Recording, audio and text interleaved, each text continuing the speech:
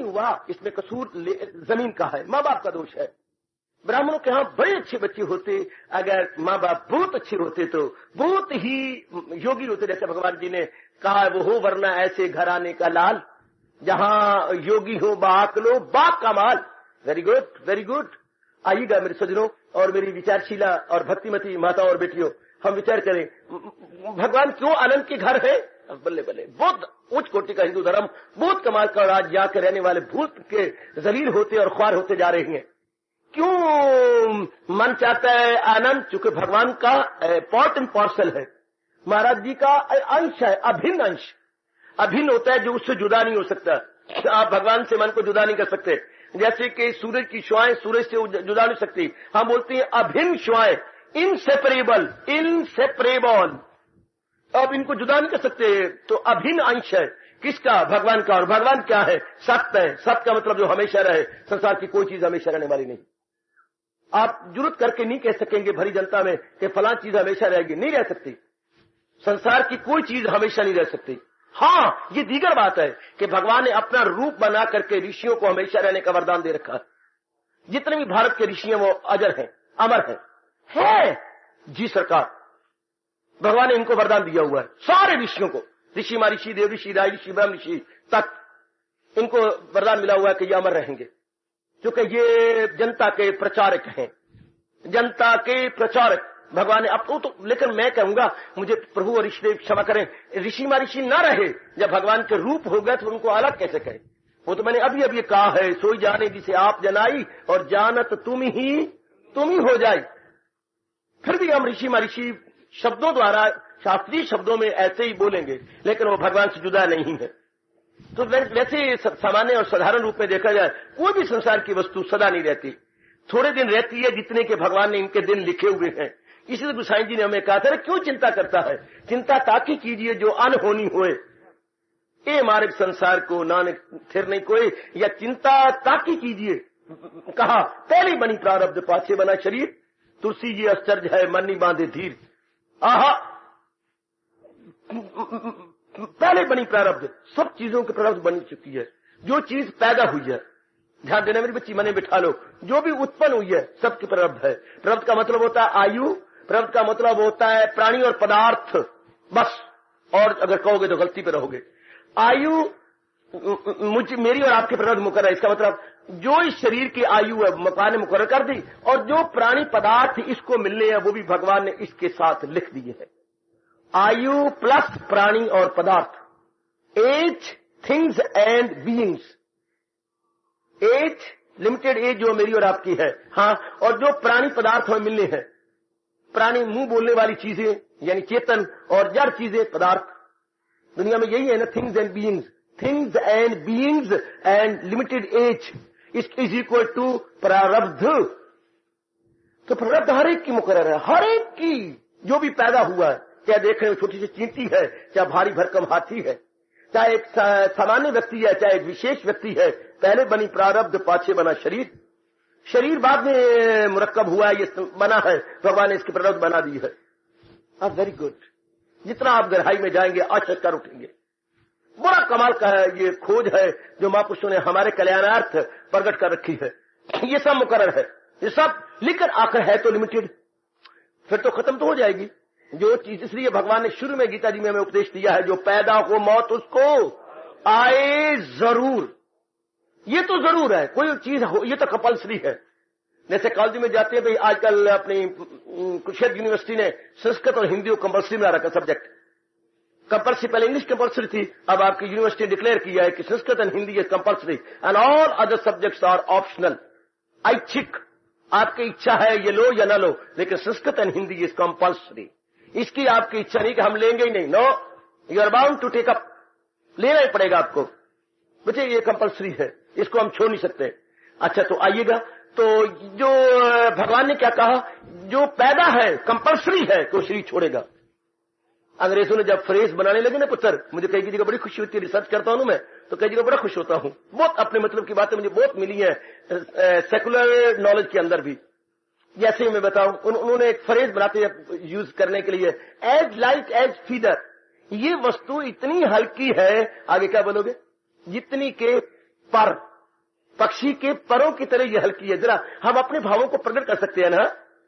As heavy as lead, ये वस्तु इतनी भारी है जितना सिक्का, क्योंकि सिक्के से भारी और दुनिया में कोई वस्तु नहीं होती। जरा अपने भावों को व्यक्त करने के लिए ये भाव बड़े अच्छे होते हैं, अपने को प्रकट करने के लिए। आहा, as black as pitch dark, बहुत सुंदर। आज इतनी ये काली है, माफ करना मैं आपको नहीं कह रहा, वैसे प्रकट करना हो तो ये इतनी काली है जितनी अमावस्या।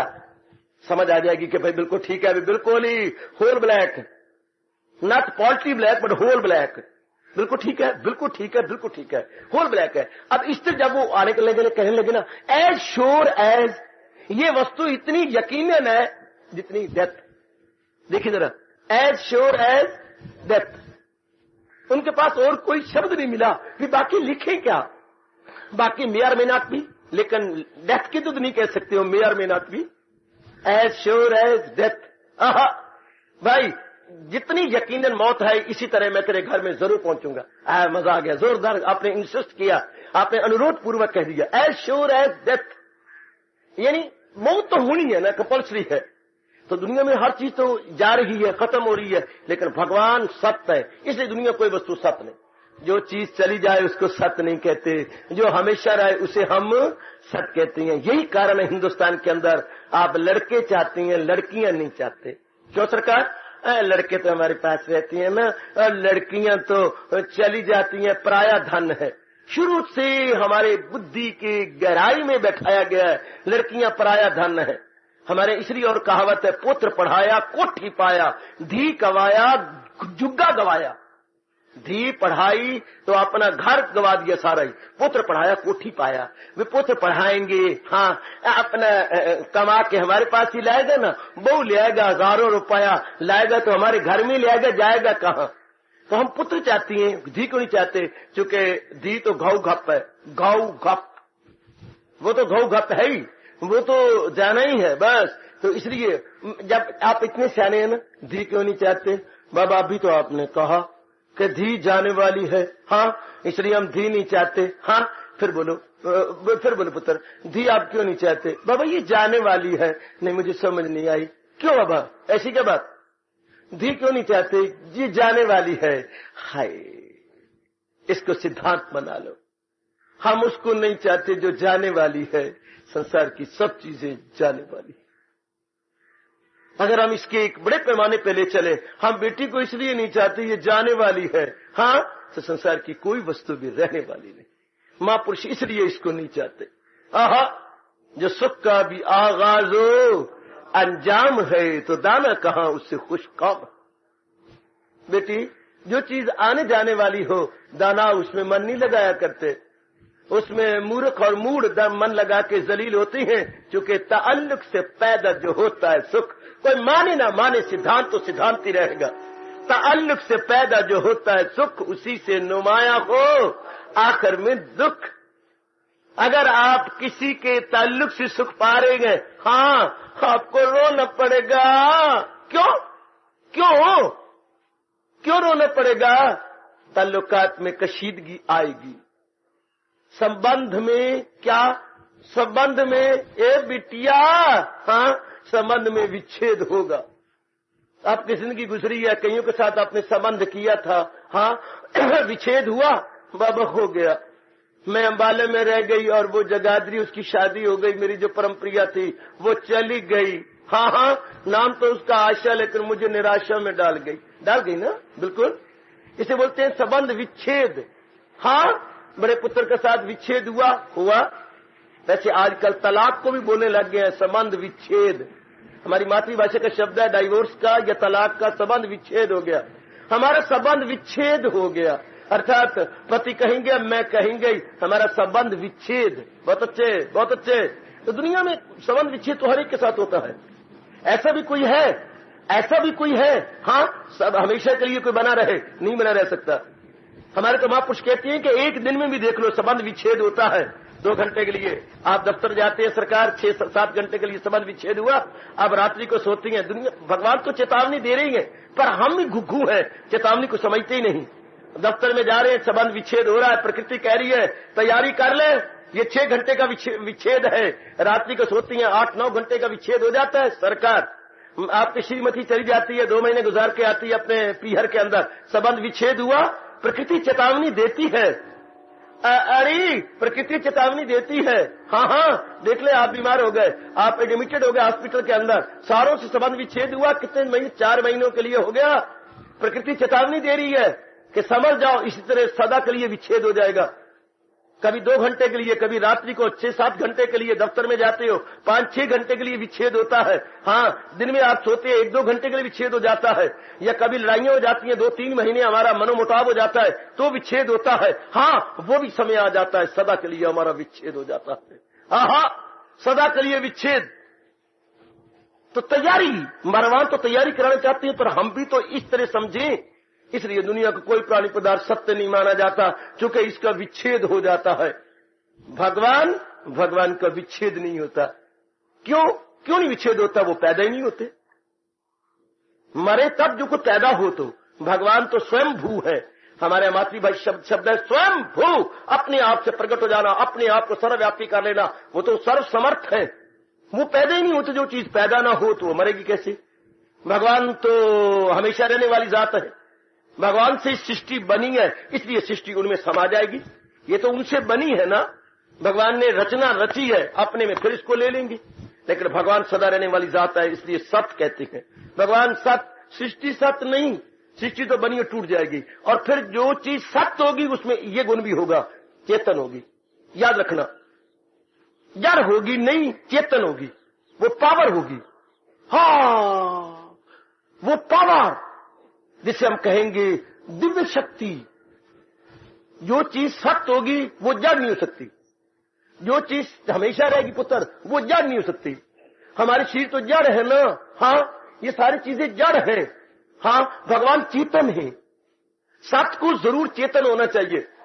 दैट विच इज ट्रूथ, हाँ, must be conscious. That which is truth must be conscious, and all the worldly things are unconscious. इनको अपने बारे में कोई पता नहीं, कोई इल्म नहीं है। इस मौके पर मेरा मन तड़पता है कि एक बार मैं दिखाऊं कि शरीर जड़ है, और ये जो निकल गया बीच में से ये चेतन है।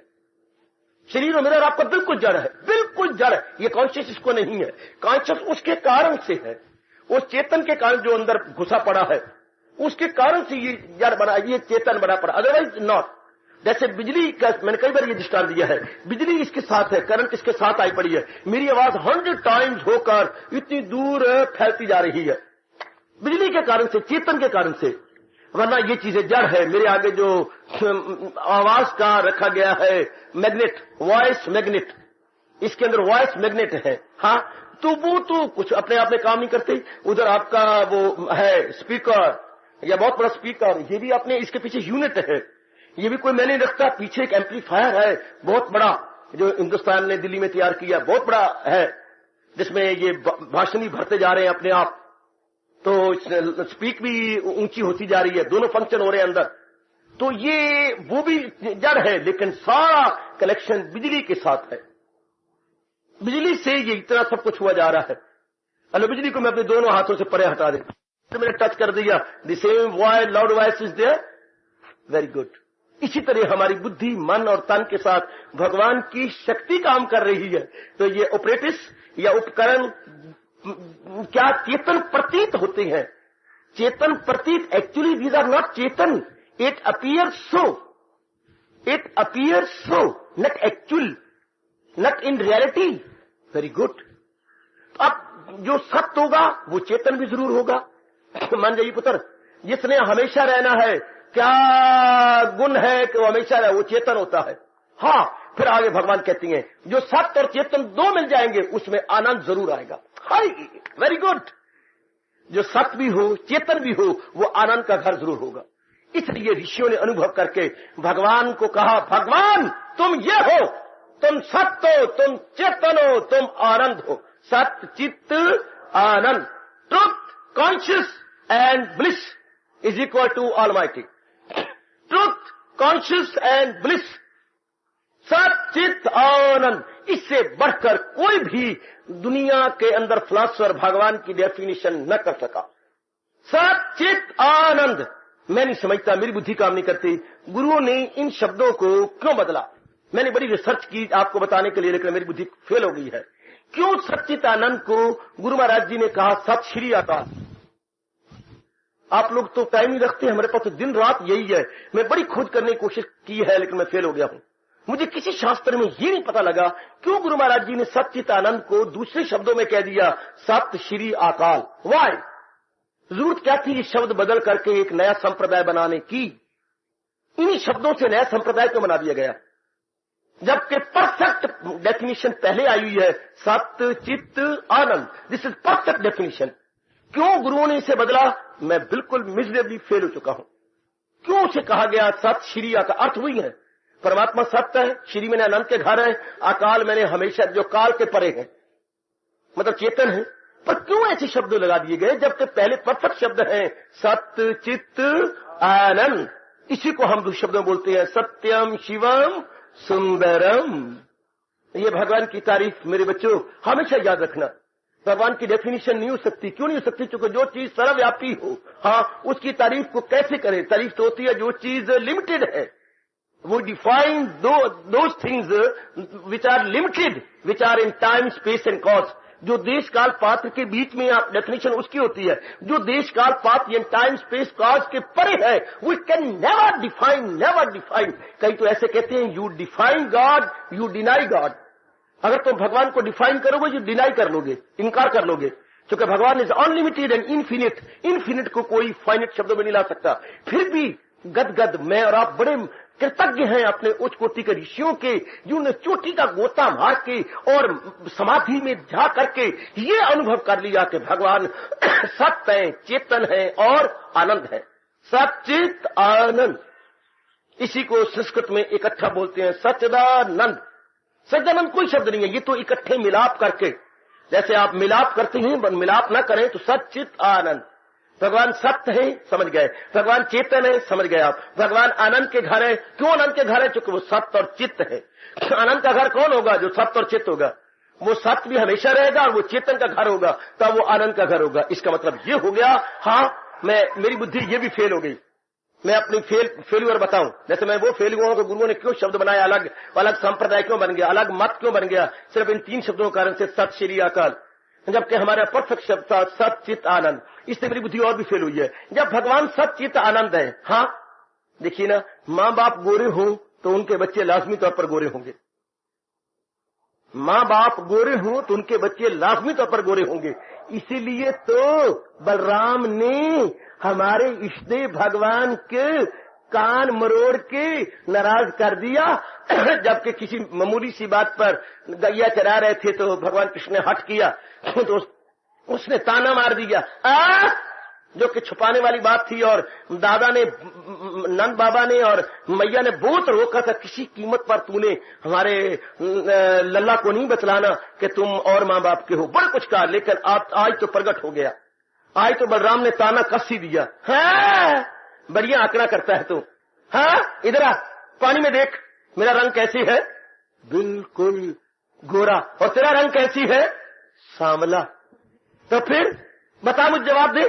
गोरे नंद यशोदा गोरी, गोरे नंद यशोदा गोरी, तुम कि कद श्याम शरीर। रोना शुरू कर दिया वहीं से।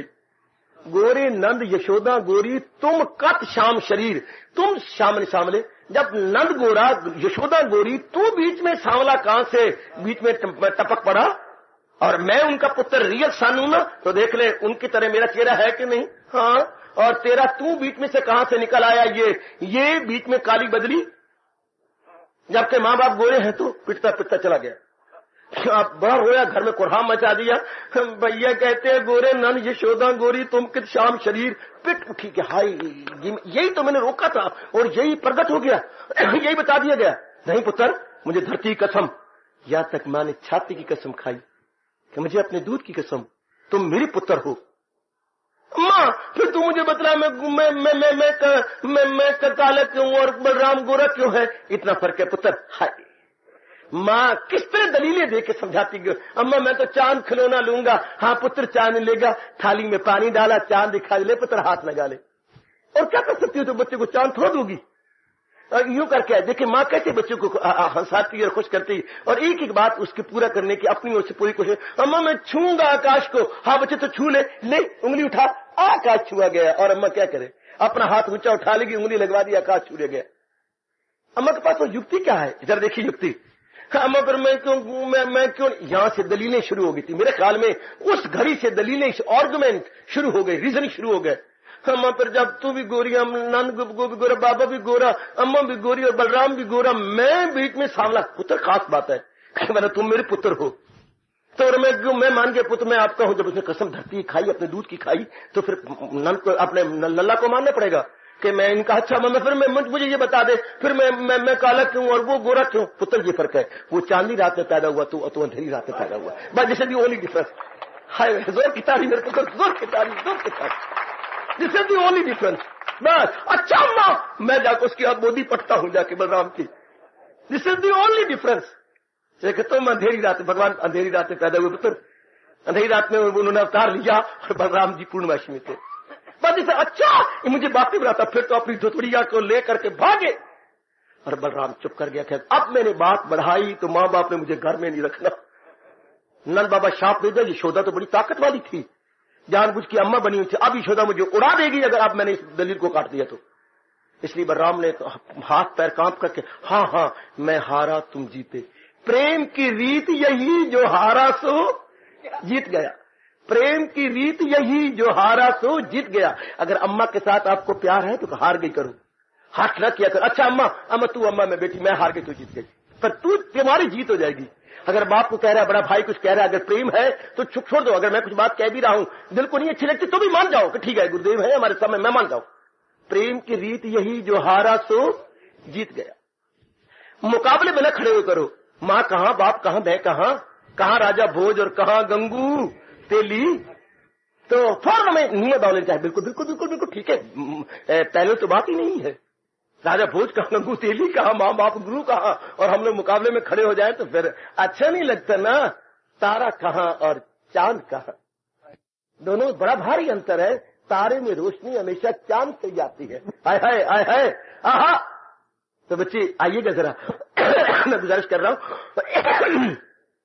जैसे ये दलील होती है कि गोरे माँ बाप के बच्चे गोरे होते हैं, इसी तरह हमारे यहाँ अभी खोज चल रही है। ऋषियों ने भी खोज की और इधर खोज चल रही है, और मेरी बुद्धि तो फेल है और मेरे महापुरुषों ने मुझे कोई जवाब नहीं दिया। जब भगवान सच्चिदानंद है, उनसे बनाई हुई दुनिया तो सच्चिदानंद नहीं। ओए मर गए कोई जवाब नहीं। हिंदू धर्म में ये कमजोरी है, हमारे ऋषियों ने इसका कोई जवाब नहीं दिया। आपके साधु भी कोई खोज नहीं कर सके इसकी। मुझे बड़ा भारी अफसोस है कि मैं जनता को अंधेरे में रख रहा हूं, मैं खुद भी इस बात के अंधेरे में हूं। जब भगवान सच्चित आनंद है, हाँ, तो उनसे जो चीज भी बने वो सच्चित आनंदमय होनी चाहिए। गोरी माँ बाप की औलाद लाजमी तौर पर गोरी होनी चाहिए, काली नहीं हो सकती, किसी भी कीमत पे काली नहीं हो सकती। तो भगवान सच्चित आनंद, उनसे दुनिया क्या है, उल्ट। भगवान सत्य और दुनिया क्या है, असत्य। भगवान चेतन, दुनिया क्या है, जड़। भगवान आनंद, और दुनिया बनाने वाला कह रहा है तुझे दुख की दुनिया आए फानी मिली। भगवान आनंद के घर और दुनिया दुख का घर, तीनों ही उलट है, तीनों ही। भगवान सत्य, ये असत्य। भगवान चेतन, ये जड़। भगवान आनंद के घर और ये दुख के घर। कमाल। और इसका जवाब हजारों युग गुजर गए, कोई नहीं दे सका, और डरते डरते कहता हूं शायद कोई ना दे पाएगा। कि ये तीनों उलट क्यों हैं? अम्मा ने तो जवाब दे दिया कि वो चांदी रात में है, तू अंधेरी रात में है, this is the only difference. लेकिन इसका युक्ति युक्त, विद आर्गुमेंट, विद रीजन, कौन जवाब दे? कोई जवाब नहीं इसका। जब हमारे मन में ये बात बैठ जाती है कि भगवान सच्चित, जो भगवान आनंद के घर इसलिए है कि वो चेतन और सत्य है, हाँ, तो मन उनका अंश है। बस मन एक ही चाहता है, क्योंकि अंश जो हुआ, मेरी बेटी तेरी शादी हुई, हाँ हो गई, लाख श्रीमान पिट के मर जाए, उसकी मां पिट के मर जाए, उसका सास पिट के मर जाए, जो आपके मां बाप का गुण है आपसे निकाल न सकेगा। है श्रीमान को कौन समझाया जाके, वो पूरा रंग चढ़ाना चाहती है आपके ऊपर। ओ मेरी बेटी, नहीं हो सकता, क्योंकि जिसके खून से तू बनी है उसके खून में है परमाणु, यानी कीटाणु। हाँ, जिसको हम ब्लड सेल्स कहती हैं, वो ब्लड सेल माँ बाप की तरह होंगे। श्रीमान लाख बड़ा कोशिश करे मेरे रंग में रंग जा। सास, ओ सास तुझे क्या कहूं, ओ सास, अगर तू ये बात समझ जाए कि जिसकी बेटी ये है इनके खून के अंदर परमाणु होते हैं, वो बदल नहीं सकते, वो हमेशा रहेंगे। आप इसे अपने रंग में रंगना चाहती हो सास, तू हमेशा के लिए लिया कर ठंडा श्वास। अगर ये बात तेरी बुद्धि में आ जाए कि मैं अपनी बेटी को, अपनी बहू को नहीं बदल सकती, जिस घर से आई है उसका अंश लेके रहेगी। ये तो आपके तन द्वारा रिश्ता नहीं हुआ, ये तो सिर्फ एक सामाजिक रूप में रिश्ता हुआ है। और वो भी रिश्ता तब तक है जब तक वो मानती रहती है मैं इनकी बहू, मैं उनकी बहू। अगर मानने वाली बात न होती तो विच्छेद न हो सकता। विच्छेद का मतलब क्या है? मैं नहीं मानती, मैं नहीं मानती, बस इतने में फर्क हो गया ना। पहले मैं मानती थी मैं आपकी पत्नी हूं, अब मैं नहीं मानती। क्या कर लेगी गवर्नमेंट? क्या कर लेगी? जब मियां बीबी राजी तो क्या करेगा काजी? जब मियां बीबी नाराज तो क्या करेगा काजी? ये तो मानने वाली बात है ना। हाँ, अगर ये बात आप जाने, बड़ा प्यार कर ले कि ठीक है, इसका माँ बाप का अंश तो रहेगा इसके अंदर, वो तो जा ही नहीं सकता। बेटी अपने पिछले माँ बाप का अंश जरूर रखती है, मरने दाम तक कुछ भी क्यों ना जाए। इधर पुत्र जरूर अंश रखेगा, चाहे कितनी शादी हो जाए, कहीं भी चला जाए, लेकिन पिता का अंश जरूर बेटे में रहेगा। कोई से रिमूव करना चाहे कभी हो ही नहीं सकता, चूंकि ब्लड में सेल्स बाप के हैं, जिसे आज अंग्रेज कहने लगे हेरेडिटरी। हेरेडिटरी, जिसे hereditary is nothing but inseparable अंश ऑफ फादर। एक अंग्रेज शब्द बोलेगा हेरेडिटरी। मेरी इंग्लिश पास करने वाली बेटी, hereditary, what is this hereditary? Nothing but inseparable part and parcel of our parents, इसको आप हेरेडिटरी बोलते हैं। Very good, now come to the point. आइए जरा इस तरफ, मन महाराज जी का अंश है, बिल्कुल मन अंश है। अगर ये अंश ना होता, हाँ, तो इसको तो सिर्फ एक चीज चाहिए, ये ना चाहता है मन, ये ना चाहता क्या? मन को एक ही चाहिए, क्या? हमने जन्म लिया क्यों? सुख के लिए। हमने शादी क्यों की? सुख के लिए। हमने पढ़ाई क्यों की? मेरे साथ कोई बात काटना चाहे ना, आपको अच्छा लगी ना तो जरूर काटो, क्योंकि मैं सिद्धांत बता रहा हूं, मैं कल्पना नहीं बता रहा। मन ने जो कुछ भी किया, जो कुछ करेगा, सिर्फ अपनी शांति को बढ़ाने के लिए। जो कुछ भी तूने किया, ए मेरी बेटी, ए मेरी बच्चियों, जो कुछ आपने अपनी बुद्धि द्वारा अब तक किया है, सिर्फ सुख को बढ़ाने के लिए किया। जन्म लिया, हाँ, विशेष घराने में आए, पढ़ाई की, श्रीमान पराय पुत्र को अपना बना बैठती हो, मेरे घर वाला है, मेरे घर वाला है, मेरे घर वाला है, हाँ, तो वो सिर्फ सुख के लिए। शाबाश, आगे जो कुछ भी करती हो, कमाई करने लग गई हो, मां बन जाती हो, इतने दुख पाके भी आप मां बनती हो सिर्फ सुख के लिए। बड़े बड़े मकान बनाती हो, बड़ी बड़ी कमाइयां करने जाती हो, इतनी आप पढ़ाइयां कर रही हो सिर्फ अपने भविष्य को bright. What do you mean by bright? Simply getting happiness. जो कुछ भी आज तक हमने किया सुख के लिए। क्यों? क्योंकि भगवान का अंश है और भगवान आनंद के घर। हाय, कितनी गजब की सूझबूझ है हमारे चोटियों के ऋषियों की, जिनका संदेश पैगाम मैं बड़े आदर मान पूर्वक आपके मन के झोली में डाल रहा हूं। तन की झोली में नहीं डाल रहा, मैं आपके अंतःकरण में रख रहा हूं। मन चूंकि भगवान का अंश है, भगवान आनंद का घर है, इसलिए मन को तो आनंद चाहिए। ना मां चाहिए, ना बाप चाहिए, ना बहन चाहिए, ना भाई चाहिए, ना पत्नी चाहिए, ना पति चाहिए। ये सारे अगर इसने बटोर लिए सिर्फ अपनी खुशी को बढ़ाने के लिए। मन तो सुई चुभने जितना भी दुख नहीं सहना चाहता, अगर इसका वश चले तो। सुई चुभने जितना भी दुख नहीं चाहता मन, इसलिए हमारे शास्त्रों में आता है क्या?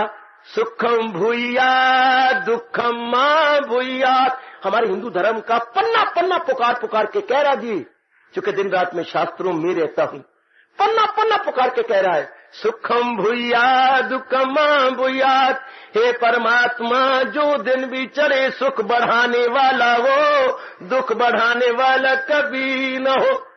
ओ तो मेरी अम्मा, यानी मेरे पिता की माँ, वो मेरी लगी अम्मा, हाँ हाँ, मेरे पिता की माँ लगी मेरी अम्मा दादी, हाँ, वो भी जब सवेरे उठती थी, मुझे अब तक कानों में शब्द सुनाई दे रही गई। उठा करती तो जब कमरे में से बाहर आकाश में आंगन में आती तो ये मंत्र बोलती थी, क्या? खैर द चढ़ी, खैर सुनाई, खैर दिखाई।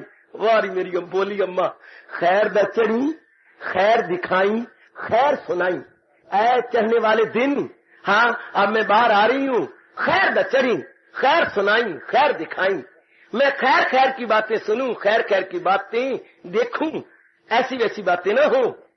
अम्मा हमारी ऐसी थी, और बताओ, अम्मा हमारी बड़ी डरपोक थी, एक को तो आधी आंख से नहीं देखना चाहती थी। किसको? डाकिये को। अम्मा हमारी डाकिये से ऐसी छिपती थी जैसे कि बकरी शेर से छिपती है। जब देखना डाकिया वो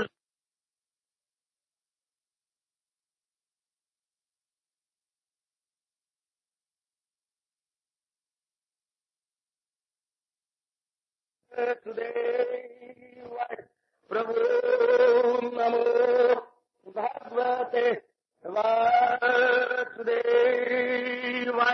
प्रभु नमो भगवते वासुदेवाय। ओम सनौ आवतो सनौ भुनक्तु वीर्यं कर्वावहि तेजस्विनो अधितमस्तु मा विद्विषावहि। हरि ओम शांति शांति शांति। ओम प्रभो ब्रह्म विद्या गीता भगवती की जय हो। बड़भागिन उपस्थित गीता अनुयायी मंडली, अपने हजूर के अपनों पर दया और कृपा से हम श्रद्धा और प्रेम पूर्वक श्रवण किए जा रहे गए इन दिनों इस सायंकालीन की शुभ संगत में यह अक्षर ब्रह्म योग नामी 8वां अध्याय। हर शब्द इस अध्याय का सजनों, उपस्थित कल्याण कामनी माता और बेटियों, ये सिद्ध कर चुका है कि इस सृष्टि के रचयिता भगवान ही उत्तम, अनुपम एवं अद्वितीय है। इस तथ्य एवं रहस्य पर एकांत में बैठकर हमें बारंबार विचार विमर्श करना चाहिए, मन को और बुद्धि को मना लेना चाहिए। अभी तो मैंने बताया, आपको मेरे पे श्रद्धा है, भगवान पे पूरी श्रद्धा है, इसको मन में बिठाकर पक्का कर लीजिएगा कि भगवान ही इस संसार के अद्वितीय है, भगवान ही एकमात्र अनुपम और अविनाशी है। संसार इसलिए अविनाशी नहीं, संसार इसलिए उत्तम नहीं क्योंकि ये अविनाशी नहीं है। इसमें बात बात में तब्दीलियां हो रही हैं, बात बात में कभी कुछ हो रहा है। श्रावण का महीना क्या हो और बरसात खुश्क, श्रावण का महीना ऐसा बेरंग चला जाए तो ये भगवान की अपरंपार माया है। वरना श्रावण के महीने में तो यहाँ पर नदियां चलती हैं, शहरों में पानी होता है और बिजली की कमी नहीं होती, पानी ओवरफ्लो करता है, ज्यादा हो जाता है। लेकिन देख लीजिए, प्रभु की इच्छा ना हो तो बादल बन के चले जाते हैं, तरसा के चले जाते हैं, आपके साथ आंख मचोनी खेल के चले जाते हैं और कभी कभी हाथों और पैरों के अंगूठे दिखा के चले जाते हैं। एक भी बूंद नहीं बरसती, भगवान की इच्छा। निराले भगवान के काम है, निराला है संसार। महापुरुष इन तथ्यों को भली प्रकार जानकर अपना मन पूर्ण रूपेण अपने भगवान में जोड़ देते हैं, अपना मन पूर्ण रूपेण अपने मालिक में लगा के अपना कल्याण कर जाते हैं। संसार कभी कुछ कभी कुछ कभी कुछ कभी कुछ। देख लीजिए कि ये वो संसार है जिसके लिए कहा गया खुदा देता है जिनको ऐश। क्या ये काबिल विश्वास है जिसके लिए ये कहा जाता है खुदा देता है जिनको ऐश, उनको गम भी होते गए, जहां बजती है शहनाई वहां मातम भी होते हैं। संसार में कभी खुशी कभी गमी, कभी अनुकूलता कभी प्रतिकूलता, कभी प्रिय कभी अप्रिय, कभी प्लेजेंट कभी अनप्लेजेंट, कभी फेवरेबल कभी अनफेवरेबल। जब ऐसा संसार है चंचल, एक रूप में रहता है, दाना कभी भी इस पर विश्वास न करेगा। इसलिए तो इसको हम कहते हैं कि ये रिलायबल और डिपेंडेबल नहीं है, अवलंबनीय और विश्वसनीय कभी नहीं है। जो इसे डिपेंडेबल समझता है वो बहुत बुरी दशा में अपने आप को पाता है। डिपेंडेबल नहीं है, ये व्यवहार करने योग्य है लेकिन डिपेंड करने योग्य नहीं है, क्योंकि ये चेंजेबल और पेरिशेबल है। वाई दिस संसार is not dependable and reliable because it is changeable and perishable. परिवर्तनशील है ना, और जो वस्तु परिवर्तनशील होती है वो बात बात में नाश की तरफ या 5 तत्वों में डिकम्पोज हो जाती है। कितनी अच्छी बातें भगवान ने हमें समझाई। और ये बता दिया कि संसार का रचयिता यानी क्रिएटर ही उत्तम है। बड़ी कृपा है भगवान की मेरे और आप पर, जिन्होंने बड़े विस्तार से हमें समझाया और बताया। बड़े विस्तार से भगवान ने मेरे और आप पर कृपा कर दी और हमारी इस बड़ी भारी भूल यानी भयानक भूल। आइए अंतिम श्लोक में हम जानबूझ के ठहरे हुए हैं ताकि जो सार है वो हमारी बुद्धि में बैठ जाए। हजूर अनवर अपने श्रीमुख से मेरी माताओं बेटियों बुजुर्गों और मेरे उपस्थित नए भाइयों परवार समझा रहे गए।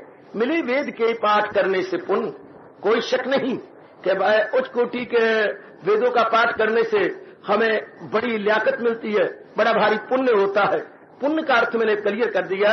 उनका मतलब होता है पुराने संस्कार खत्म हो जाए, जो भी बैड इंप्रेशंस हैं, जो भी हमारे मन पर दूषित संस्कार हैं वो समाप्त हो जाए, मन निर्मल हो जाए, प्रभु के लिए एकाग्र हो जाए।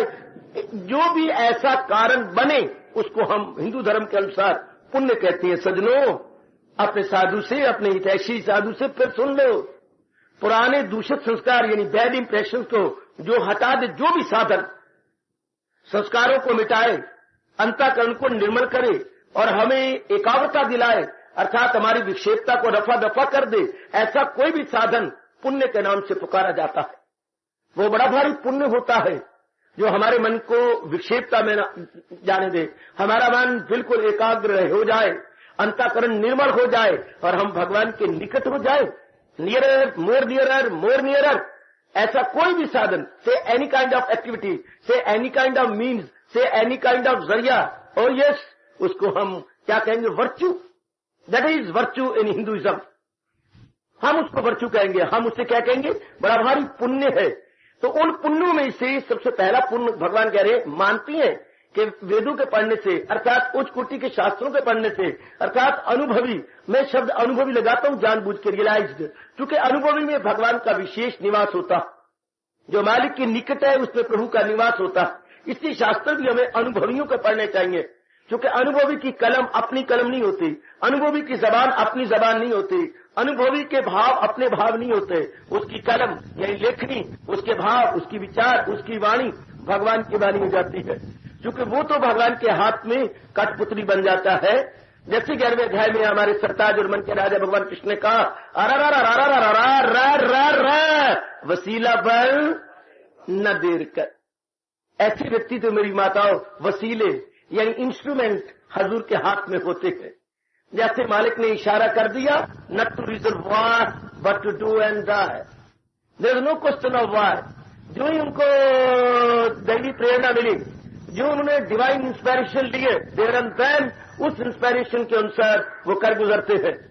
वो कभी नहीं सोचते कि इसके कॉन्सिक्वेंसेस क्या होंगे, वो कभी नहीं विचार करेंगे कि इसके परिणाम क्या होंगे या इसका कुछ क्या असर पड़ेगा। नो, भगवान ने प्रेरणा दी है और मैं भगवान का हूं, मुझे फौरन कर गुजरना है।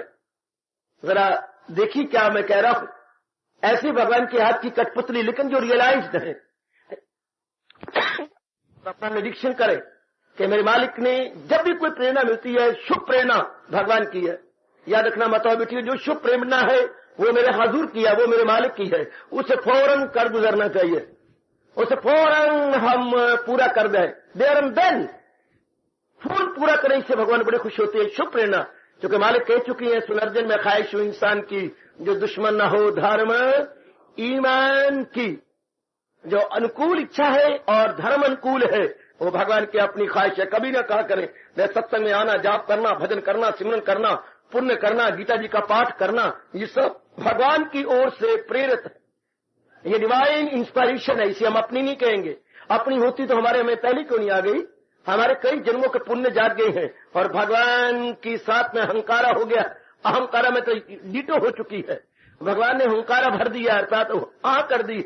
उस हाँ के कारण से अब हम यथासंभव अपने आप को उतारेंगे। यथा मति यथा शक्ति, देखिए दो शब्द कितने अच्छे हैं। जितनी भगवान ने बुद्धि दी है, जितनी भगवान ने शारीरिक, मानसिक और बौद्धिक शक्ति प्रदान की है, उसी शक्ति के अनुसार हम जुट गए हैं, लग गए हैं। शाबाश, जुटाए रखो अपने आप को, लगा रखिएगा, तो बड़ा भारी पुण्य है।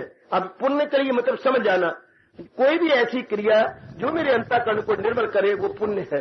कोई भी ऐसी क्रिया जो मेरे मन के विक्षेपता को दूर करो वो पुण्य है, और कोई भी ऐसी क्रिया जो मेरे मन को भटकन में डालती है वो पाप है। भले ही वो जरा रूप में पुण्य में करके दिखाऊं, लेकिन अगर मेरा मन चैन नहीं पा रहा, मेरा मन भटक गया है, वो पाप है। क्योंकि पुण्य की तारीफ भगवान ने बताई है, न जीते की शादी न हारे का सोग, दिल की तवाज़ुन का है नाम योग। जब जब जिस घड़ी आप अपने तवाज़ुन को खोते हैं, फौरन अंडरस्टैंड कीजिए कि मेरे से कहीं पुण्य नहीं हो रहा, पाप हो रहा है, मेरे से कहीं गलती हो रही है, मेरे से कहीं अशुद्ध क्रिया हो रही है, अशुद्ध चिंतन हो रहा है, तभी मैं अपने मन के तवाज़ुन को खोई जा रही हूं। तो जब भी हमारे मन का तवाज़ुन लूज हो, फौरन देखिए, अपना निरीक्षण कीजिए, कहीं मुझसे भूल हो रही है, कहीं मुझसे गलती हो रही है। चरखा जब कतरा होता है, जब उसकी आवाज जरा असाधारण हो जाए तो समझिए कि सूत मोटा कतने लग गया है, बारीक नहीं कत रहा। क्योंकि पहले तो आवाज भरभराई नहीं थी, ये अब भरभराई क्यों आवाज है? अगर सूत मोटा नहीं, इसलिए है कि तकला टेढ़ा हो गया है। तकला इसलिए टेढ़ा हो गया कि जब मैं उठी थी तब मेरा पुतला उसके साथ अड़ गया था, मैंने जोर का खींचा, अब तकला टेढ़ा हो गया। अब मैं उसे जब तक सीधा नहीं करूंगी, ना उसकी आवाज ठीक होगी और ना ही बारीक में कस सकूंगी। क्योंकि तकले दे वल चार निमाए, खेडन दे दिन चार। तो तकले को पहले ठीक करना पड़ेगा, इसलिए हमें अपने मन के तवाज़ुन रूपी तकले को ठीक करना पड़ेगा, जिसको हमने बिगाड़ लिया है। उस कारण से तो वो पाप हो गया। मन के तवाज़ुन को जो बनाए रखे वो पुण्य, और मन के तवाज़ुन को जो खराब कर दे वो पाप। आइएगा तो महाराज जी ने कहा, माना कि वेदों के पढ़ने, शास्त्रों के पढ़ने, अनुभवी जो भगवान के निकट हैं उनके शास्त्रों के पढ़ने से बड़ा भारी पुण्य होता है। इसलिए पुण्य होता है कि हम अपने बारे के अपने भगवान के निकट पहुंचते हैं। जैसे जहान मूर्ख जहान के निकट पहुंच करके, जहान वाले जहान के निकट पहुंच के क्या प्राप्त कर रहे हैं? बेचैनी, बेकरारी और वो बीमारियां जिनका इलाज कोई नहीं, जिन्हें हम कहते हैं मेरे बच्चे क्या ला इलाज, होपलेस। ऐसे होपलेस डिसीजेज हो जाती हैं, इनका कोई इलाज ही नहीं। असाध्य रोग, ऐसे रोग असाध्य जिनका कोई दूर करने का साधन ही नहीं है। तो आइएगा हम अपने मन में ये भाव और विचार बनाएं, अपने मन में ये भाव जरा गहरे उतार लें कि मैंने अपने जीवन में ये क्रियाएं करनी है। क्या भगवान की वाणी का मैंने जरूर मुताला करना है। वेदों की सार, वेदों का खुलासा, वेदों की कुंजी क्या है? श्री गीता जी, मैं कल भी इस पर रोशनी डाल रहा था।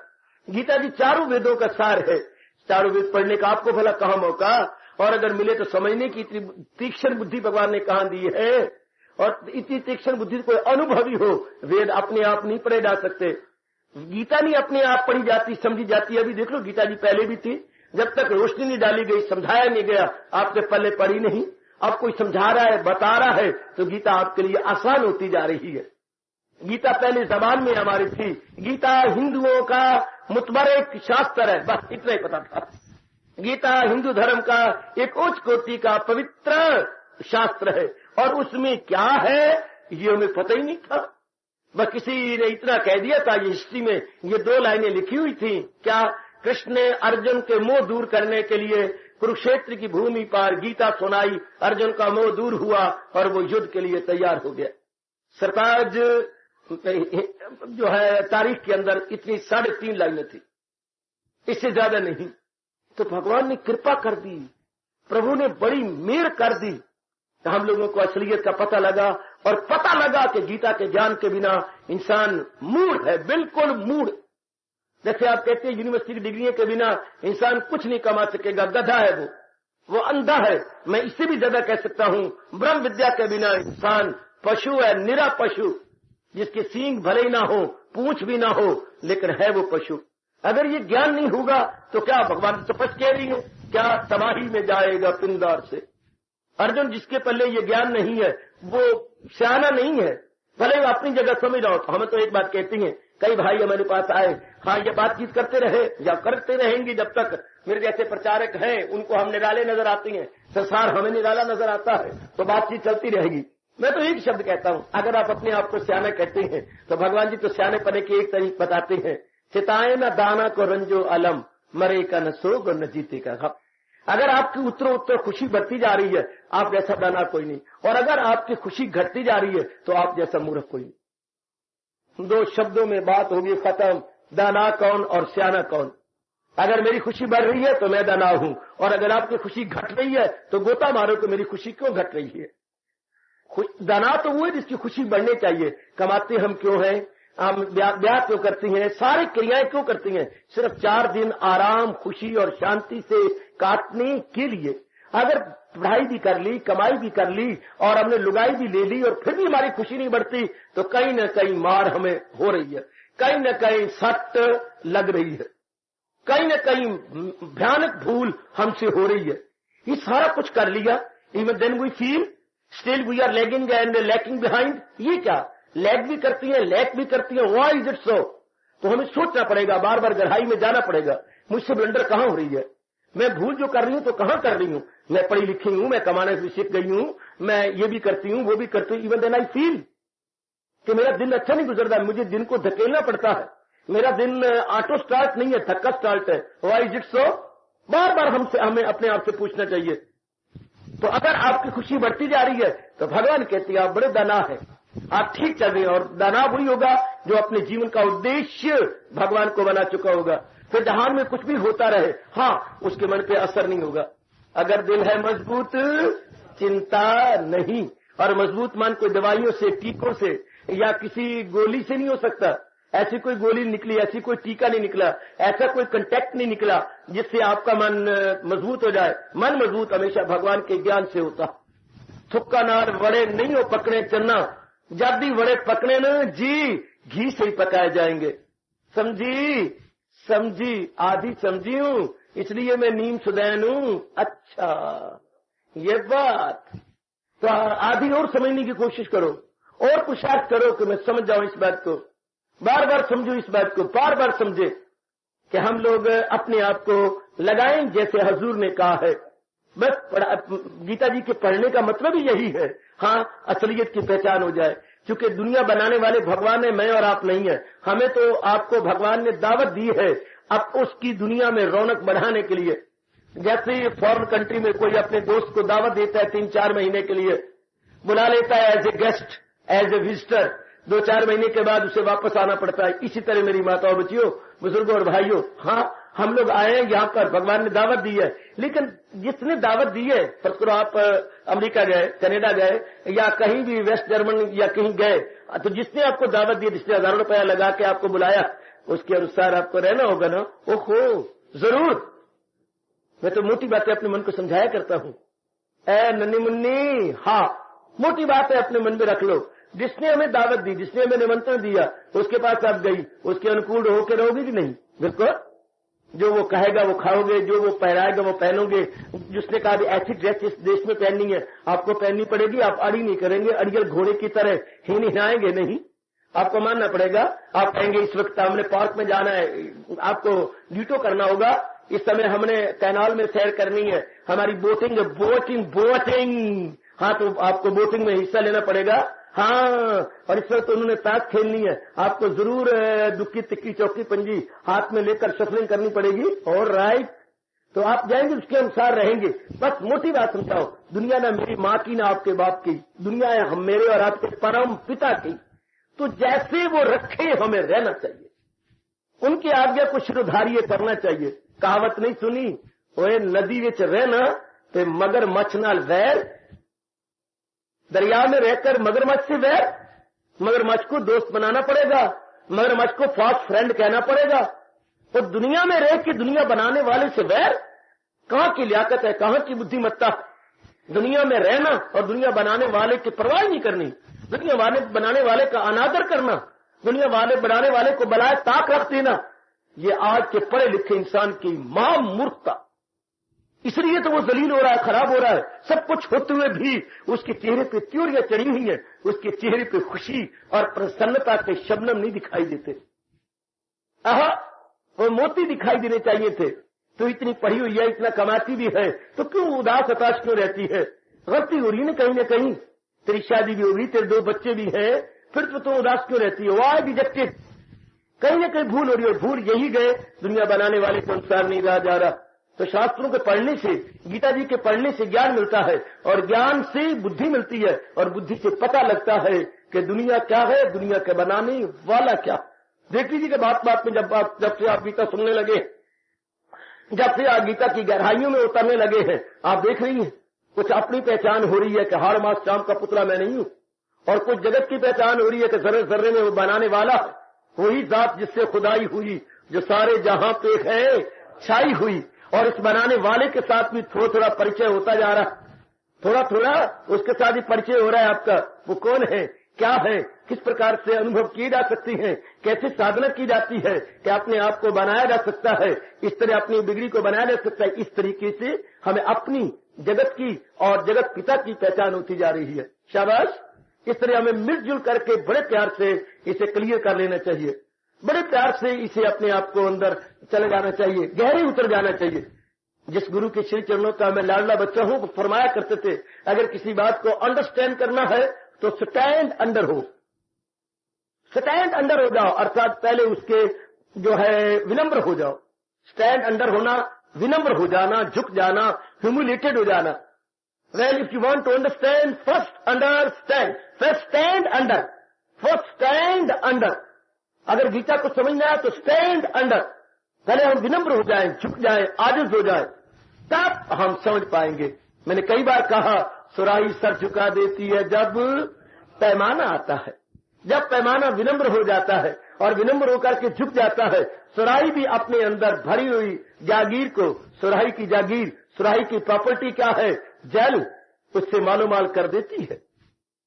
जब भी कोई विनम्र होता है, जो उसके पास होता है वो मालूमाल कर देता है, जो भी उसके पास होगा। अगर आप गैया पालती हैं तो विनम्र होते हैं कब, गैया के मुंह के आगे खड़े होंगे तो गैया भूता मारेगी, भूता। और गैया के हवाने की ओर विनम्र होंगे, नीचे झुकेंगे तो गैया मां की तरह आपके बर्तन को भर देगी। गैया के मुंह के आगे खड़ा होना सरकार, क्या अहंकार करना है, तो गैया घुसेड़ देगी अपने सींग। और अगर हवाने में खड़े हो गए तो गैया के बेटे बन गए, गैया दूध से भर देगी, क्योंकि बछड़े वो समझती है ये मेरा बछड़ा है। हाय, वो समझती है कि ये मेरा बछड़ा है। चाहे मुंह पे एक उंगली रख लो, 2 उंगली रख लो, 3 उंगली रख के सुन लो, क्या जब भी हम हवाने की ओर खड़े होंगे, गैया समझती है ये मेरा बछड़ा है, ये मेरा बछड़ा है। बछड़ा बछड़ा में कितना फर्क है, बछड़ा और बछड़ा में तो कोई ज्यादा फर्क नहीं, 19-20 का फर्क शायद ही हो। अगर उसका बच्चा हो तो कहेंगे मेरा बछड़ा है, अगर मैं और आप खड़े होंगे तो वो कहेंगे मेरा बछड़ा है। इसमें और मेरे बच्चे में फर्क कितना है। आहा, तो फिर हवाने से दूध भर लेगी और दूध की नदियां हमारे लिए बहा देगी। Very good. इससे कोई भी क्यों ना हो, मैं हूं या देवता, भगवान हूं या कोई भी, विनम्र हो जाएंगी तो बहुत अच्छे। हमारे हिंदू धर्म में ये है क्या, दंडवत प्रणाम। ऋषियों ने बहुत अच्छा निकाला कि अगर नीवा होकर रब मिलना है तो फिर ठीक है, आपने सारे अंग झुका दो। इसे बोलते बेटे विनम्रत या दंडवत प्रणाम। दंडवत, बाबे के डंडे की तरह प्रणाम कर देना। जैसे बाबे की लाठी गिर जाती है तो बिल्कुल चारों शाने चप्त हो जाती है। इससे जब इंसान अपने अहंकार को छोड़ देता है, मैं नहीं हूं मेरे माल का, मेरे इष्ट देव कृष्ण तू ही तू, तू ही तू, तू ही तू। जब आप अपने आप को जीरो बना देते हैं, मालिक के आगे जब इंसान जीरो बनाते हैं, मालिक स्पर्श करके उसे हीरो बनाते हैं। अड़ी समझी, अड़ी वेण, एनी वेण, देख मैं क्या बातें सुना रहा हूं तुमने। हाँ क्या, देखो मालिक ने क्या, जब हम बिल्कुल विनम्र हो जाते हैं, जब आप बिल्कुल झुक जाती हैं, हाँ यानी जीरो बन गए, तो मालिक वरदस्त रखते हुए हमें हीरो बना देते हैं कि you are hero. If you think in your own self you are zero, you are not zero, because you are humiliated, now you are hero.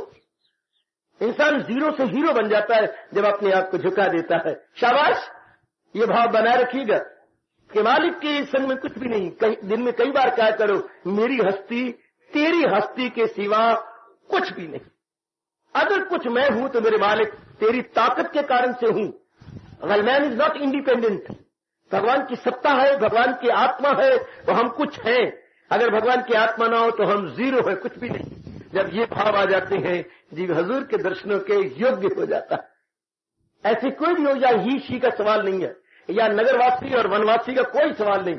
यह सवाल है क्या, अंडरस्टैंडिंग का, नॉलेज का और विनम्रता का।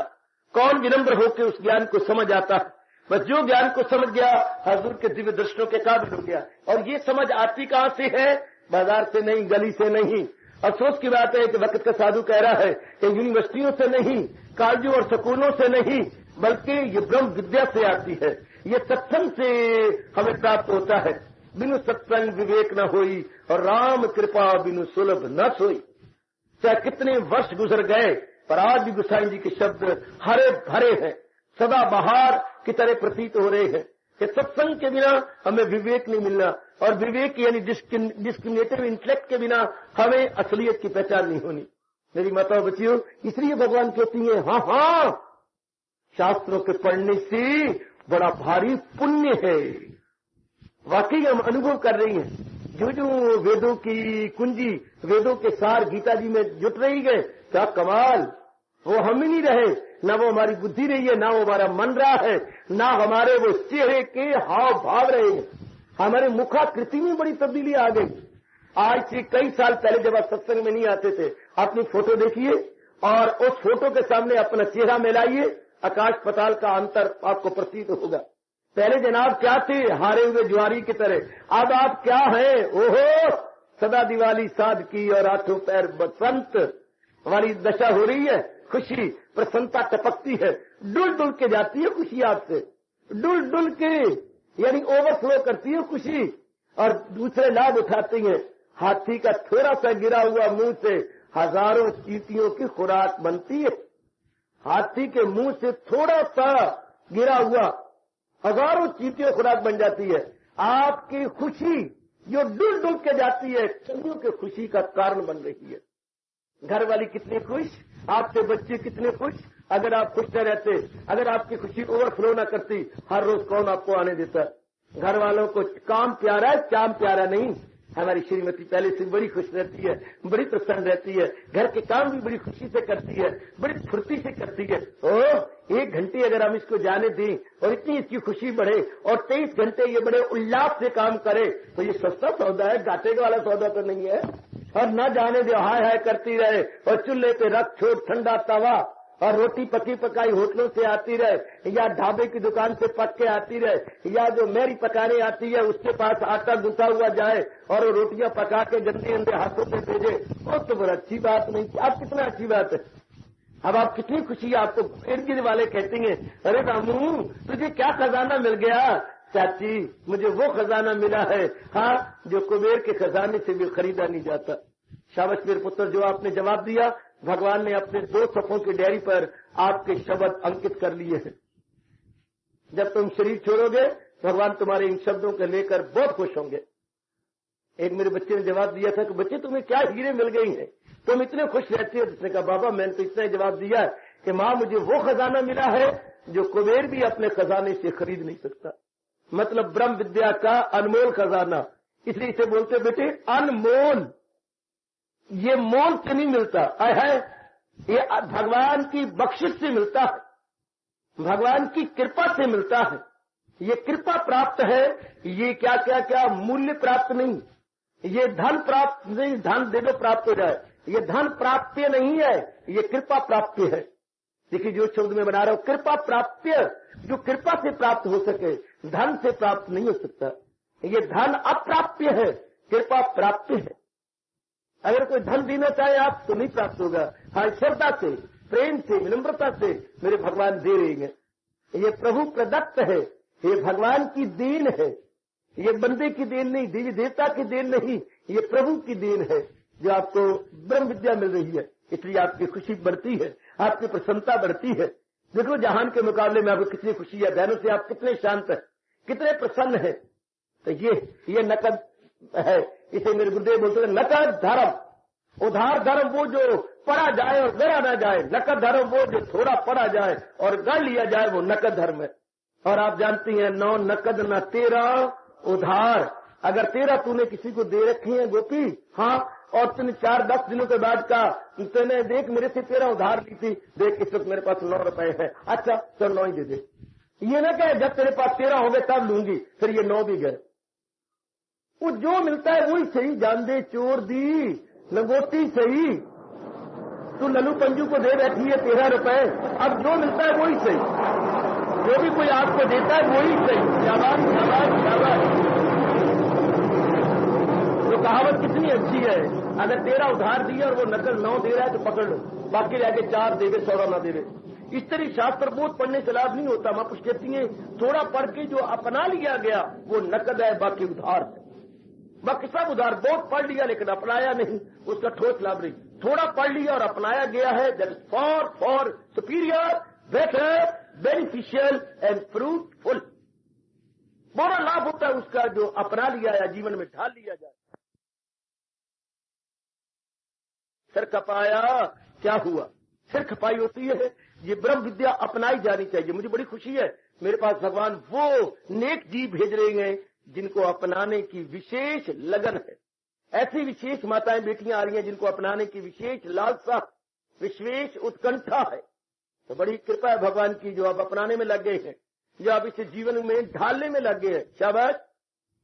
हजूर अपने श्रीमुख से फरमा और बता रहे हैं बड़ा भारी पुण्य है। हाँ, इसके बाद आगे फिर कहती हैं अपनी बात पर, तो हाँ, यज्ञों के करने से भी बड़ा भारी पुण्य होता। नंबर 2, मैंने बताया गीता में भगवान ने बड़े विस्तार से कहा था और उस पर मैंने रोशनी डाली थी। जरा भगवान की शब्द ले ले। भगवान ने चेतावनी दी है मेरे सज्जनों, जरा आइए यज्ञ की ओर झुक जाइए। भगवान ने क्या कहा? यज्ञों के करने से ही बड़ा भारी पुण्य होता है। फिर हमारे सामने सवाल उठता है, यज्ञ किसे कहती है? हम लोग तो हिंदू यही समझते रहे क्या फलाना महात्मा यज्ञ रचा रहता था, हलवा पूरी बांट रहा है। कितने थोड़े अर्थ निकाले गए। महात्मा जी यज्ञ रचा रही हैं, हलवा पूरी बांट रही हैं। यह गलत था। महाराज जी से पता लगा कि असल भाव क्या है और चेतावनी भी दी, अमल जिस कदर भी है यज्ञ के सिवा वो दुनिया को बंधन में रखे सदा। अब यज्ञ किसे कहती है? आहा किए जा तू सब काम यज्ञ जानकर, लगावट न रख और न फल पर नजर। अगर किसी भी क्रिया में हमारा स्वार्थ नहीं, ध्यान दीजिए माताओं और कल्याण कामनी बेटियों, किसी भी क्रिया में यदि मेरा और आपका स्वार्थ नहीं है, हाँ वो हमने किया है स्वार्थ छोड़कर परमार्थ को सामने रखकर, उसको यज्ञ कहती है। सुन लो, जिस क्रिया में अपना स्वार्थ है अगर वो बाहरी रूप में बड़ा चंगा काम भी है तो वो यज्ञ नहीं कहा जाएगा। भला काम तो कहेंगे लेकिन यज्ञ वो होता है जिसमें स्वार्थ ना हो। अनेक जीवों का ज्यादा से ज्यादा लाभ हो पर अपना स्वार्थ ना हो, उसको यज्ञ कहते हैं। ज्यादा से ज्यादा जीवों का ज्यादा से ज्यादा लाभ, ध्यान दीजिए, greatest good of the greatest number for the greatest time, उसको हमारा हिंदू धर्म यज्ञ कहता है। कोई भी क्रिया है। हाँ लो, मैं यहां से बता दूंगा आपको। आप बाजार में जा रही हैं जी, ये आपके जो खरबूजे के छिलके गिरे पड़े हैं, हाँ आपके मन में आया कोई फिसल जाएगा, हड्डी तुड़वा लेगा, उसे जाके अस्पतालों में महीनों उल्टा लटकना पड़ेगा। मेरा क्या जाता है, मैं छिलके उतार। आपने अपने अहंकार को तोड़ करके, आप किसी अच्छे खानदान की और बड़े अमीर घर की बेटी हैं, आपने सारी बात को छोड़ दिया। मानवता की कदर करते हुए, मानव के साथ प्यार दिखाते हुए आपने उसको लिया और पास ही जा रही नाली के अंदर फेंक दिया। हाँ, तत्काल धर्मराज ने रजिस्टर निकाला और आपका नाम लिख लिया। आज इस समय, इस घड़ी में, इस स्थान पर इसने बड़ा भारी यज्ञ किया। देखिए, तत्काल आपका नाम लिख लिया जाएगा। क्या? काली स्याही से नहीं, क्या स्वर्ण अक्षरों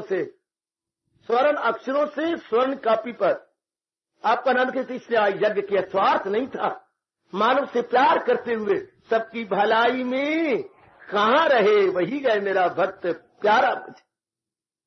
और तो और आप साइकिल पे आ रहे थे, आपने देखा बस का या ट्रक का शीशा गिरा है, उसके ऊपर कई ट्रक चले हैं, चूर चूर हुआ पड़ा है। बिल्कुल ही आप उतर गए, नजदीक से पत्ता लिया, कोई 2 पत्ते लेके उस कांच को आपने बटोरा, उसके इकट्ठा करके बड़े खड्डे में डाल दिया। मुझे अपने गुरु की कसम, ये आपने यज्ञ किया। कितने टायर फट रहे थे, कितने टायरों का बेड़ा गर्क हो चुके, कांच उसके अंदर जा रहा था। अगर कोई नंगे पैर जाता तो कांच किसी के पैर में जाता। और मैं आज आपको जानकारी करा दूं, कांच अगर इंसान के पैर में चला जाए तो नाड़ियों द्वारा अंदर भागने लग जाता। कांच अंदर चलता है पुत्र, कांच अगर अंदर चला जाए तो खून उसे खींच लेता और अंदर चल के चीरता जाता है। आपने बड़ा भारी यज्ञ किया, कितने जख्मी हो रहे थे या होने की संभावना थी, ये मद्देनजर रख के आपने कांच बटोर के अपना वक्त लगाया, पर एक गड़े में डाला, आपने बड़ा भारी यज्ञ किया। यज्ञ क्या है? लगावट न रख और न फल पर नजर। कोई उसको लगावट बेलगाव आपने काम किया कि है इसी तो अनेकों के अनुसार। मेरा क्या लगता है, मेरे 4 मिनट 5 मिनट लगे, मैंने उठाया, पर अनेकों का लाभ हो गया, अनेकों के लाभ में मेरा लाभ है।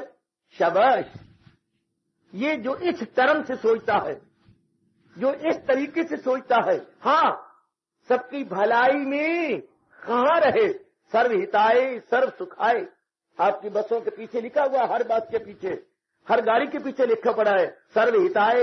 ये बसें चल रही है सबके हित के लिए, सबके सुख के लिए। सर्व हिताय सर्व सुखाय, सबके हित के लिए, सबके सुख के लिए।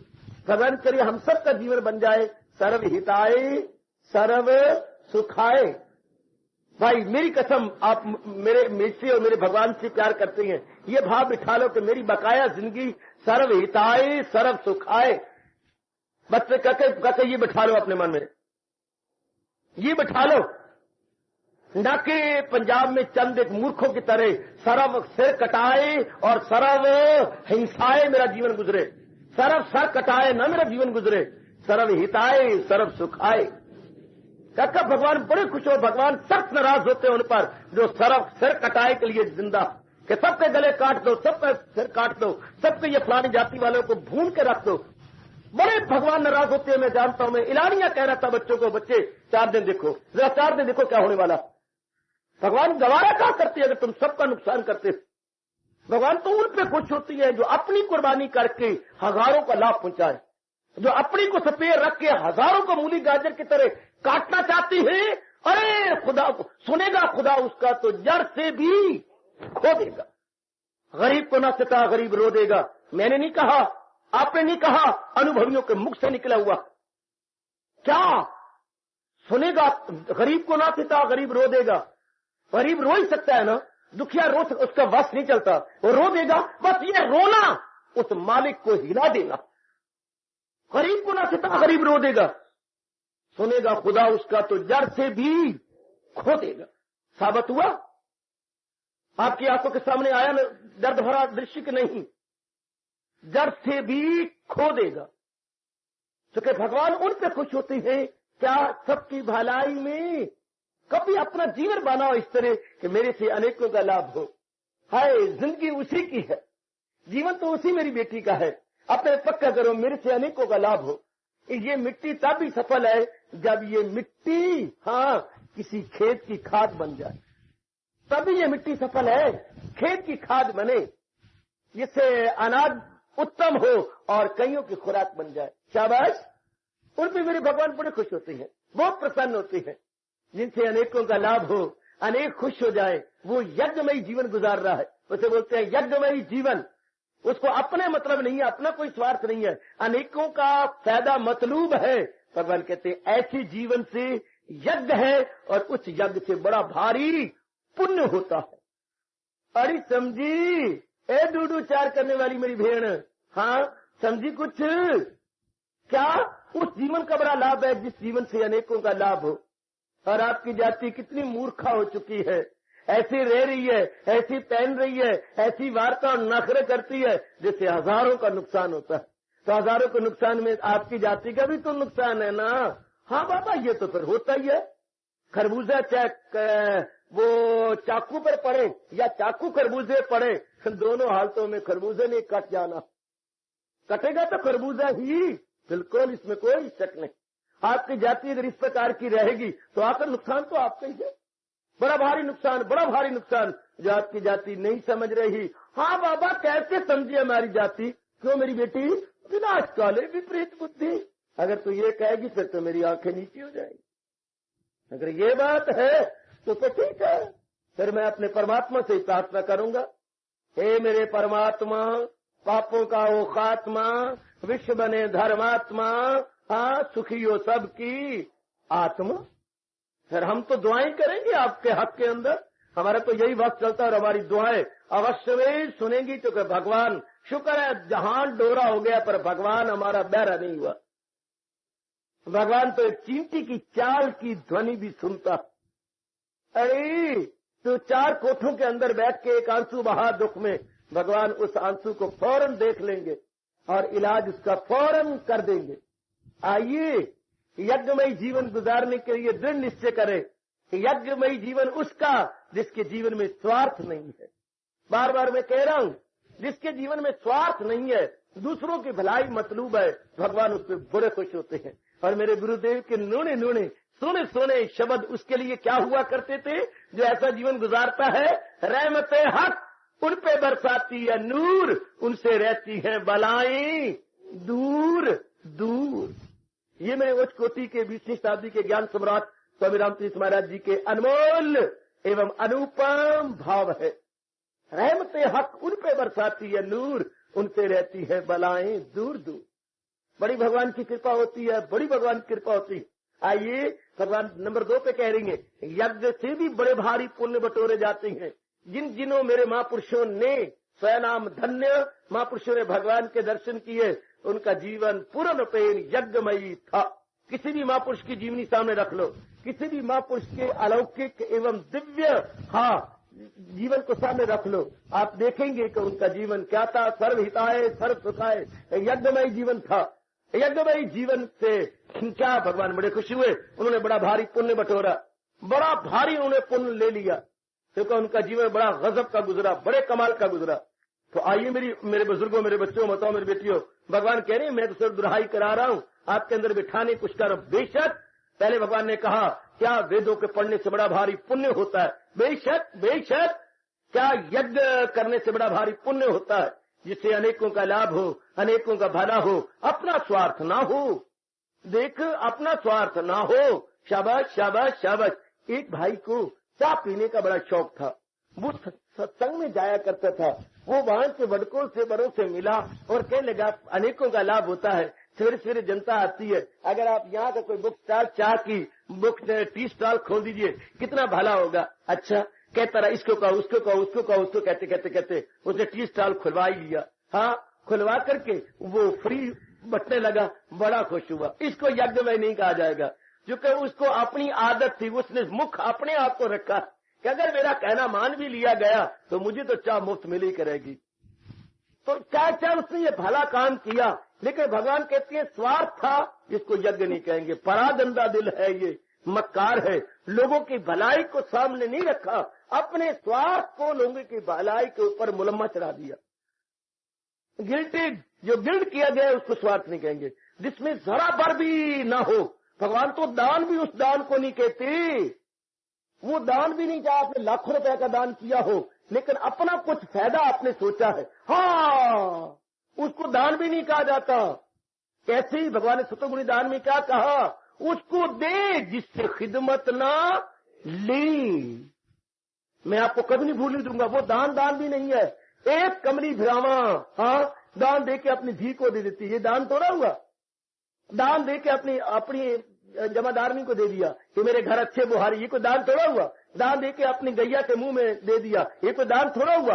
यही दान अगर गौशाले के गैया के मुंह में डाला जाता, यही अगर उसको दिया जाता जिससे जान पहचान नहीं है, उस पुरोहित को दिया जाए, उस पंडित को जो अपना पुरोहित नहीं है, वो पंडित लेकर अपना पुरोहित ना हो, उसको दिया जाए तो वो यज्ञ है। उस दिया जाए हरिजन को जो हमारे साफ करने नहीं आती, तो ये यज्ञ है। उस गैया को दिया जाए जिसको शाम से हमने दूध नहीं दोना, तो वो यज्ञ है। जिनसे हमारा स्वार्थ पड़ना है उनको कुछ देंगे तो भगवान ने कहा ना वो दान है ना वो यज्ञ है। उसे दान दे जिससे खिदमत ना ले। बड़े दूर का भाव है ये, बड़े दूर का भाव, जिससे खिदमत ना ले। अगर आप मुझे कोई रोटी खिला दे या कपड़ा दे दे, परमात्मा की कसम ये दान नहीं माना जाएगा, ये यज्ञ भी नहीं माना जाएगा, क्योंकि इस शरीर से आप सवेरे शाम गैया की तरह ज्ञान दो रहे हैं। वो दूध देती है, ये साधु आपको ज्ञान दे रहा है, ये नहीं किसी और साधु को दे जिससे हम खिदमत ना ले, भगवान उसको कहेंगे ये यज्ञ किया इन्होंने। जैसे आप कोड़ियों को देती हैं, जैसे या अनेकों को देती है जिससे खिदमत ना ले। ये दो बातें काबिले गौर है, एक तो खिदमत ना ले, एक बेदली से न दे। बेदली से अगर दान दे, रजोगुण सखावत उसे जान ले। दो बातें काबिले गौर हैं। आप यहां बड़े बड़े भले कर्म करती हैं, लेकिन ये ध्यान देना है कि मुझे इससे इन रिटर्न उम्मीद ना हो। इंग्लिश में बोलते हैं ह्यूमन सर्विस, अर्थात बिल्कुल कोई भी अपना स्वार्थ ना हो, उसको यज्ञ कहा जाता है। धी को देना कोई यज्ञ नहीं होता, अपनी गैया या अपने किसी ब्राह्मण को देना वो यज्ञ नहीं है। जहां डिजर्विंग तो है, अधिकारी तो है, मुस्तहिक को है, लेकिन अपनी जान पहचान नहीं है, अपने से कोई मतलब नहीं है, कल कोई हमारे काम आएगा वो नहीं है। बड़े बड़े भारी दान देती हैं लेकिन मुंह बुला दे दान। अगर आज ना दिया कल ये हमारे बिगाड़ सकते हैं, कल हमारा खराब कर देंगे, चलो आज इनको दे दो कल हमारे काम आ जाएंगे। भगवान ये दान नहीं कहेंगे, आय हाय भगवान इसको दान नहीं कहते ना, या बहुत दुखी होकर देती हैं बेदिली से। हाँ, या उसे दे, क्या दे जिसको दिल दुखाए, बड़े गंदे और सुख शब्द बोल करके दान दे, वो भी दान नहीं है। वो जिससे कोई जान पहचान नहीं है, अपना फर्ज जान करके दातव्यम मेरा कर्तव्य है, मेरे मालिक ने मुझे मौका दिया है to serve, I am very very grateful to that man who is given the chance to me to serve Hindu dharma. I am grateful to you because you have given me the chance to serve. ये यज्ञ कहा जाएगा। अपना स्वार्थ ना हो, दूसरों का फायदा मतलूब हो, for the betterment and welfare of all without any selfish motive behind. उनको मेरे भगवान सेक्रीफाइस कह रहे हैं, उनको मेरे भगवान यज्ञ के नाम से पुकार रहे हैं कि ये सेक्रीफाइस है, ये यज्ञ है, और बेशक इससे बड़ा भारी पुण्य होता है। पुण्य का मतलब अंदर के गंदे संस्कार मिटती है, अंतःकरण निर्मल होता है और हम भगवान के दिव्य दर्शनों के काबिल होती है। मेरा समय गुजर गया, मैं इसको फिर कल समझाऊंगा यज्ञमयी जीवन क्या और यज्ञ किसे कहते हैं और क्यों ये पुण्य का भागी हमें बना देता। हार्दिक धन्यवाद, आशीर्वाद।